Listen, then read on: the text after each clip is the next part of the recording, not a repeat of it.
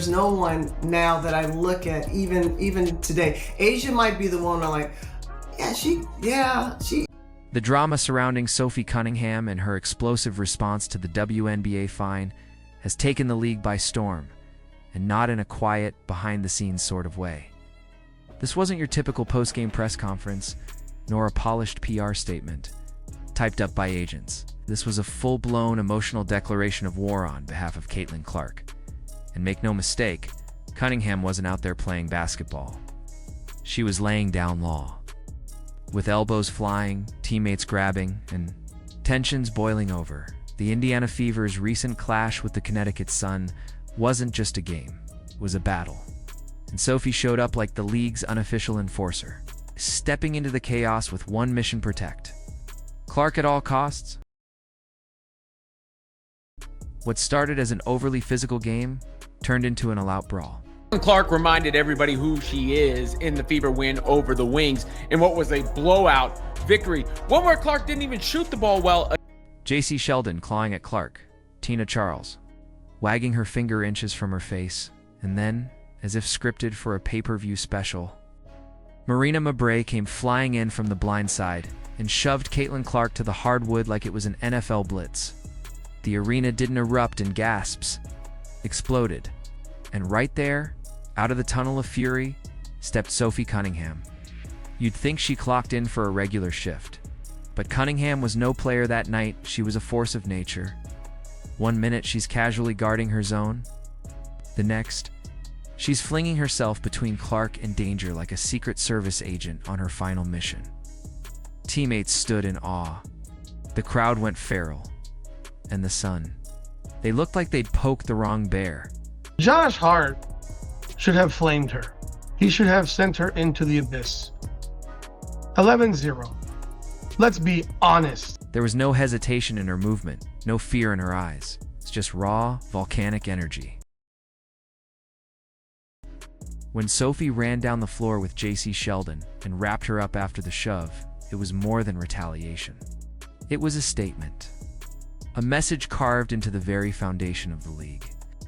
Caitlin Clark is off limits. What followed was the league's lackluster version of justice: technical fouls handed out like candy. No ejections, no real consequences. Just a few whistles and a scorecard of chaos. Sheldon received a flagrant one for swiping Clark in the eye. Mabrey and Charles were slapped with technicals, but Clark got a tech too, for daring to exist in that moment of bedlam. The league may have tried to patch the moment up with bland penalties, but Sophie wasn't playing damage control. She was playing executioner with her eyes set firmly on retribution. And this wasn't just protection. It was psychological warfare. Cunningham's presence turned the court into a chessboard where every move around Clark triggered consequences. So we need to be completely honest about A'ja Wilson here, because these are some of the dumbest conversations ever in sport. Her stare was more than a look, it was a warning. A blaring siren of don't try it. No one else had the audacity to confront an entire opposing team for the sake of one player. No one else had the nerve to act before the whistle. But Sophie Cunningham did. This wasn't about personal glory. She didn't care about the highlight reel or padding her stats.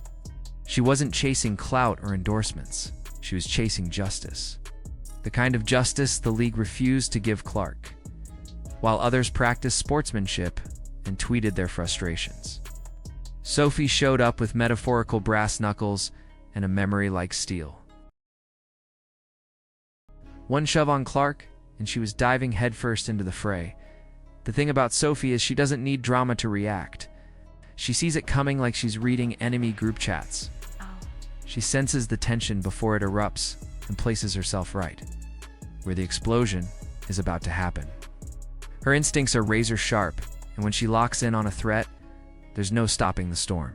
The Indiana Fever beat the Dallas Wings 102-83. This was a highly anticipated game because it was going to be the first time that She's not interested in tap dancing around conflict or smoothing things over for the cameras.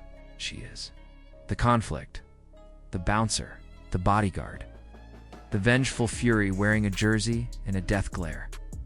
While other players arrived to play a game, Sophie arrived to protect her people. She's the kind of teammate that turns a basketball game into a full-blown gladiator match. And in this league, where Clark has become both the golden child and the prime target. Having Sophie on your side means survival, let's not get it twisted. Clark's rise has painted a massive bullseye on her back. Rookie of the month? More like target of the month. Every month, it's not just defenders going at her. It's teams, whole rosters, all seemingly with a vendetta. It's become open season on Caitlin Clark, and Sophie has had enough. The pushback isn't just from players, it's from the league itself. Despite Clark's importance to viewership and the sport's future, she's being officiated like a disposable bench warmer. When Clark gets poked in the eye and slammed to the floor, she gets a technical.